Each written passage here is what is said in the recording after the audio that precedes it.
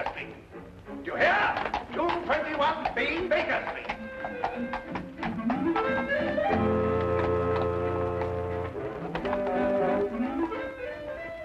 And you're an idiot, too.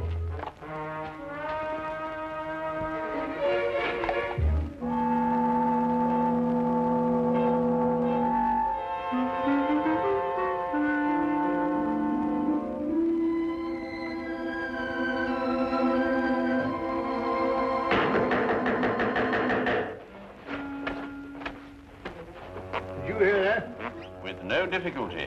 Or was it? Well, according to my deductions, I should imagine that someone is at the door. Oh. Well, Watson, won't you see who it is? No, well, I just... All right.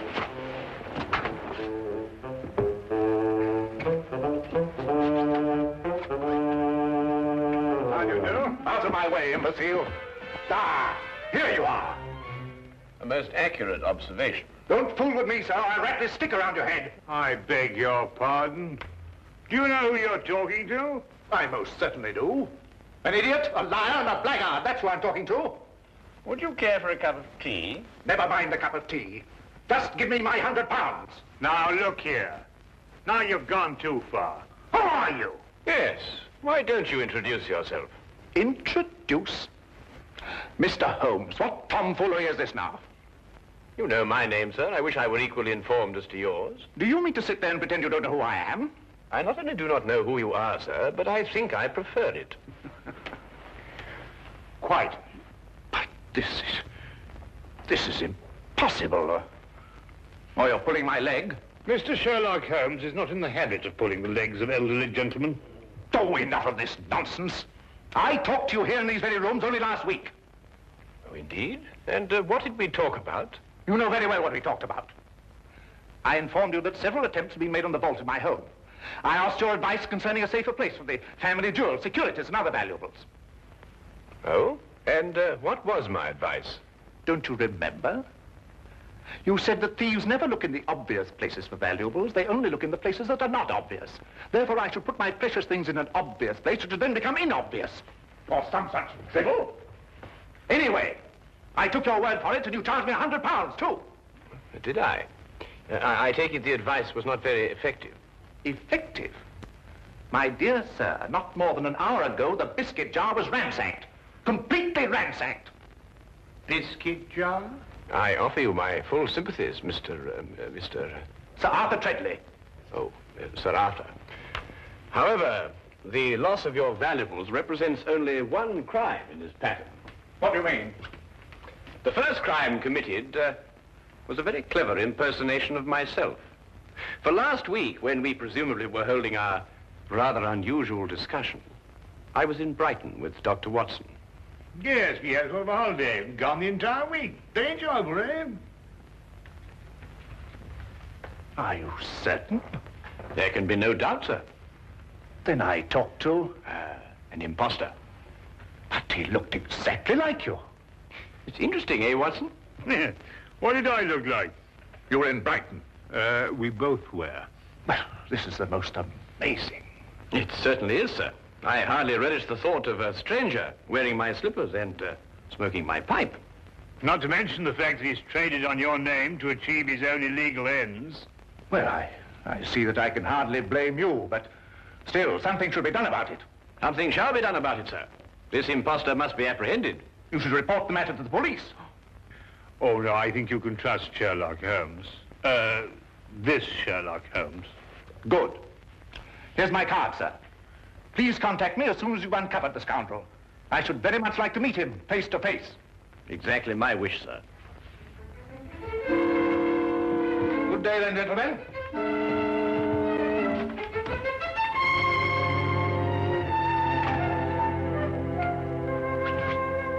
Oh, the nerve, all the impudence breaking in here and pretending to be Sherlock Holmes. I was thinking about that biscuit jar, Watson. I must say my alter ego certainly had a good deal of audacity. He's back. Well, I hardly think so, Watson. Hello, Inspector. Ah, Lestrade. Holmes? Holmes. I'm the laughing stock of Scotland Yard. Oh, I am sorry to hear that. But so you should be. If it hadn't been for you, I'd have had London's cleverest jewel thief in the palm of my hand. Ah, also London's cleverest impersonator, no doubt. Huh? I assume that you are under the impression that I visited you last week and offered you some unsolicited advice, shall we say? Of course I'm under the impression that... What do you mean, impression? Well, I'm sorry to disillusion you, Lestrade, but you see, Dr. Watson and I were not in London last week. A gentleman bearing an uncanny resemblance to myself has duped you. I don't believe it. You just won't admit to an error of judgment. Oh, no, Holmes. I'm not accepting that excuse. We were in Brighton, and we can prove it. Ridiculous. You came to my office, and you convinced me to switch my men from watching Carlton's jewelry shop to watching Hammelberg's jewelry shop. Yes, and naturally, Carlton's was the one that was robbed. Clean as a whistle. Oh, Holmes. I can't face my men. Of course not. My dear old friend, my advice to you is to return to your men and inform them that you deliberately exposed Carlton's jewelry shop to the thief. All part of a vast, intricate plan. And don't tell them anything more. Well, you think that would work, Holmes? My solemn word. I'll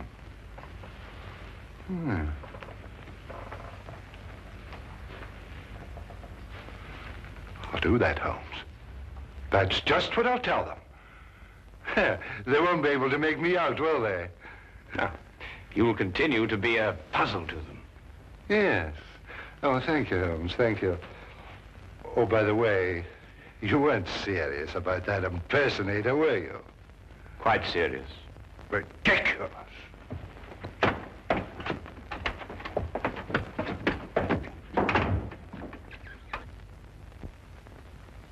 Holmes, this is getting worse and worse every minute. I dread to hear another knock on the door. Well, I think our man was busy enough for 1 week, don't you, Watson? Well, I hope so. Well, what are we going to do now? Well, to catch an impersonator, it may be necessary to bait the trap with a piece of imitation cheese. What? I say, Holmes, must we continue with this ridiculous act? Absolutely essential. Well, I don't feel very dignified. Dignity is not the issue, Watson. It is justice and revenge. How long do we go on for? Well, until the right man calls on us. Look here, we've already seen dozens of diplomats and reporters. Are you sure none of them was the right man? Quite sure, Watson. But I have every confidence our man will call on us before very long. Sooner or later, he must see for himself the fabulous Maharaja of Gandor. And to say nothing of the Maharaja's fortune in jewels. Well, I wish I was still plain Dr. Watson.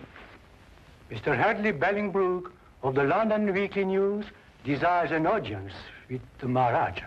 Very well, ask him to wait for a moment. That's all right, Watson.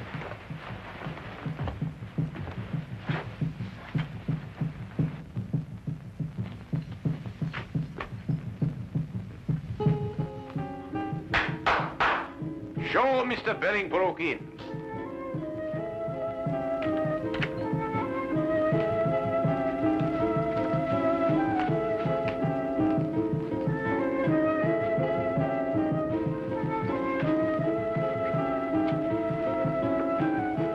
I am Afantur Mal, the Grand Vizier to the Maharaja. We welcome you. How do you do? Please to follow me. The Maharaja of Gandor, Mr. Bellingbrook.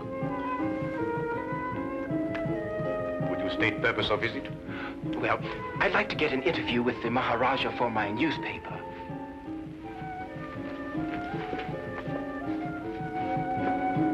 Putri Hai, Iskla, Garibalahira. We grant interview. First question, please. Well, actually, I wanted to do what we in London call a feature story.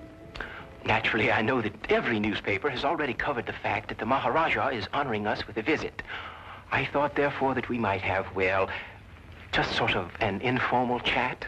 Very interesting. Very interesting. We grant an informal chat. Thank you. Your Highness, the population of London has heard a great deal about your jewels. I wonder, would you tell me what their value is? You may say for publication that the Maharaja's jewels are worth well in excess of £500,000. I see. And would the Maharaja consent to reveal to us just how he protects such a vast fortune? The Maharaja retains 30 men whose sole task it is to guard the vast wealth. Very interesting. Yes, but it is not the fear of theft that disturbs the Maharaja. Oh? May I inquire just what it is that disturbs the Maharaja? Mr. Bellingbroke, we are faced with a delicate situation. May we take you in our confidence? Oh, yes, of course. Well, the truth is that the Maharaja's daughter is in love with a young Englishman. I had no idea. Oh, it is all too true, but we are plagued with doubts. Doubts? Yes. We would like to know if the young man is sincere in his affections, or, as you might term it, is he a fortune hunter? So you see, to most men, £500,000 is a fortune. That is a serious problem. Indeed, we would ask you in the greatest confidence if you could recommend to us a private individual who could carry out some discreet investigations into the young man's background and motives, huh? Have you not heard of Sherlock Holmes? Sherlock Holmes? No. The name falls strangely on our ears. I assure you, sir, the man is a master in matters of this nature. Then perhaps he is the one we seek. I'm sure he would be delighted to assist you. However, he is quite busy. I can't say exactly when he will be available. Then perhaps, you could manage to have a word with him and persuade him to give us an interview. Indeed, I shall. I will inform you the moment that he's in a position to accept the Maharaja's problem. We will be present when the time comes. You have been of great assistance. Already you have lightened the royal burden. You will find Mr. Holmes most helpful. There is no secret, however intimate its nature, that you cannot entrust to him. Oh, indeed, indeed. As we say in our country, a wise man is a quiet man. Oh, most true. And now, may I ask the Maharaja another question? No, please, please. The Maharaja is fatigued with the interview. The Maharaja bids you good day. Oh, yes, of course. Your visit has been most pleasing to us. Good day, Mr. Bellingbroke.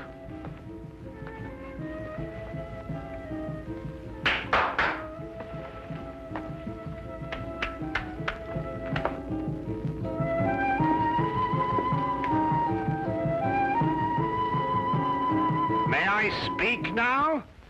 Certainly, Watson. What would you like to say? Eh? Oh, no, nothing really. Oh. Look here, Holmes. Why did you tell that fantastic story, something about a daughter and an Englishman? Well, you're aware, of course, that Mr. Bellingbroke was not a member of the press. Oh? Seemed legitimate enough to me. Hardly. You see, there were no signs of the true journalist about him. The seat of his trouser was not shiny from constant application to a chair, nor were the elbows of his coat shiny from constant application to a desk. Yeah?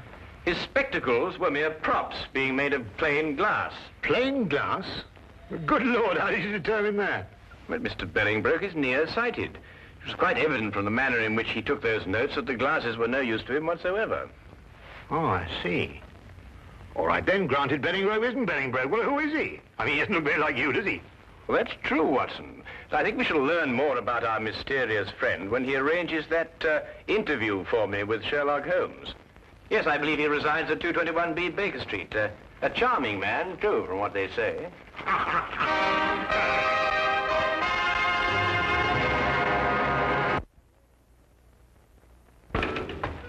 Cabby? I say, Holmes, you did say we were just going through the motions of leaving the city. Yes, correct. But, well, where are we actually going? Well, straight back to our rooms at the hotel, where you will get out of your clothes and resume your instant characterization of the Maharaja of Gandor.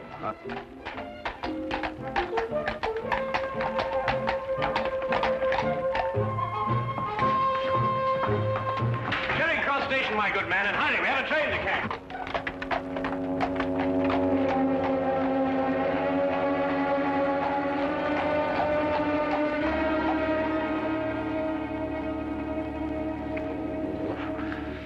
I wish they wore bowlers. Yeah, let me help you. Mr. Bellingbrook has arrived. Ah, show him in.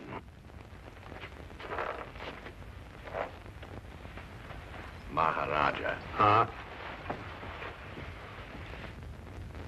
Ah, Mr. Bellingbrook. We greet you in peace and in hope. I think your hope is justified. Then you bring good tidings? I do. We had a good stroke of luck, and Mr. Holmes waits you this evening. Splendid. 8 o'clock would be most convenient for His Highness. I'm sure that would fit in with Mr. Holmes' schedule. We are most happy, Sahib. By the by, where does this Mr. Holmes reside? The address is 221B Baker Street. Baker Street. Ah, that has something to do with cakes and bread, no doubt. Yes, it is. But it has nothing to do with it in this case. Odd name for a street. But, however, we shall be there at the appointed hour. Good day, Mr. Bellingbrook. Holmes, if this is your idea of a joke, then our friendship is at an end. Not to mention my career with the Yard. I give you my word, Lestrade, I am utterly serious. And what could be fairer than that? I know. It just seems peculiar, this business of sneaking up to your place and arresting Sherlock Holmes. At 8 o'clock tonight. But suppose he isn't there. Suppose we burst in, guns drawn, and find the flat empty. How will I face my man? Rather sheepishly, I should imagine. Look, Lestrade, the impostor is using our flat because he thinks we've left the city. Yes, I know. But it will be a tremendous fillip for you, Lestrade. Your name will be on the lips of every man, woman, and child in London. Every man, woman, and child, eh, Holmes? All right, I'll do it, Holmes. I'll do what you ask. Wilkins? Yes, sir. Have Hennessy and Clybourne report here at 7:30 tonight. Yes, sir. Oh, and you'd better be here, too. Very good, sir. One thing more, Wilkins. If anything goes wrong tonight, do you know with whom the responsibility will lie? Well, I hardly like to say so. You're in enough difficulty as it is, sir.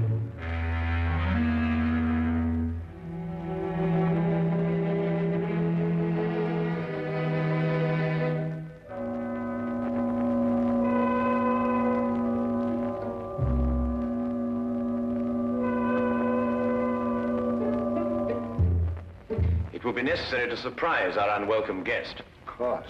I suggest, therefore, that we gather one by one in the hallway of the house. Watson, you stroll by first and then duck in. Aye. Next Lestrade, then Wilkins, and finally myself. What about Clybourne and Hennessy?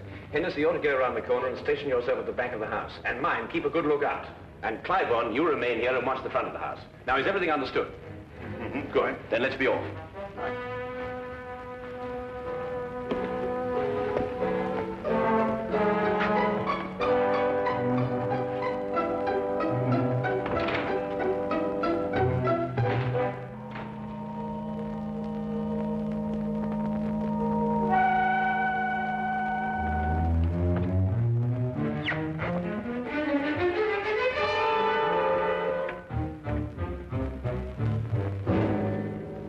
Good evening.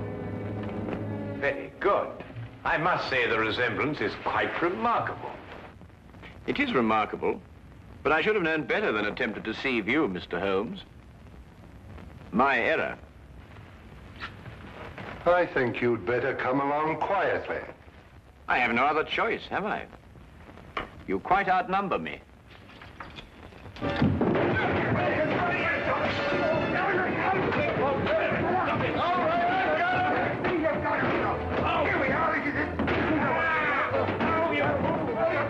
Fools! You've got the wrong you don't. We've had enough of your tricks. Lestrade, Watson, he's getting away. Let me up. Let you up, give you another chance to escape, more likely. You're pardon me, gentlemen, but I believe you're sitting on the real Mr. Holmes. What makes you think so, Wilkins? Well, if he's the imposter, where is the real Mr. Holmes?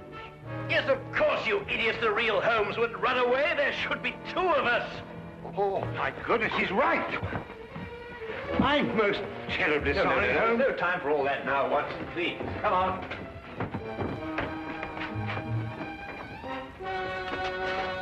Mr. Holmes, what is it? Have you seen the imposter? No, sir. He got away. Look down the street. Hurry, man.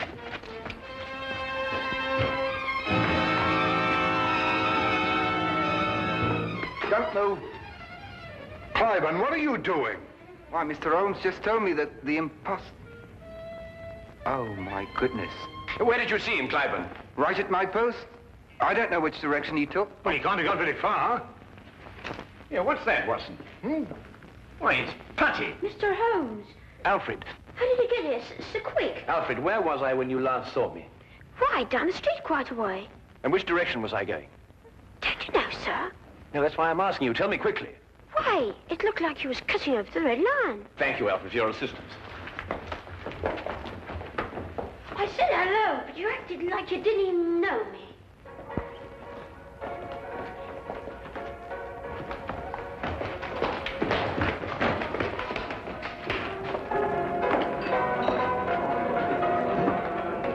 Make yourselves inconspicuous. I'll call you if I need you.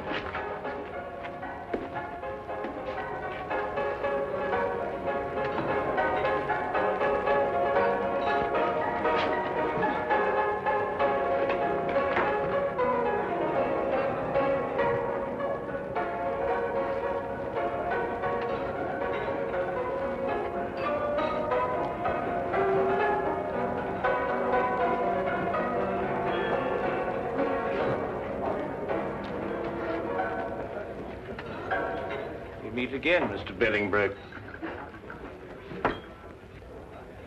I beg your pardon. Disagreeable stuff, Putty, isn't it? The way it sticks to everything. Your hand at cut.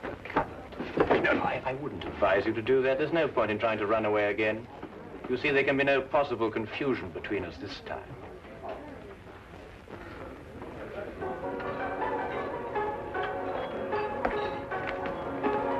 Here he is, Lestrade.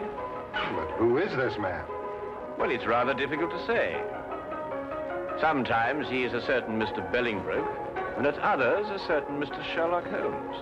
But at all times he is a superb master of mimicry and disguise. Holmes, are you positive? I'd hate to make another mistake, you know. Have no fear, Lestrade. You will discover on his person the putty with which he remodels the features of his face. And you may also undoubtedly discover that at one time or another, he was a more than competent actor.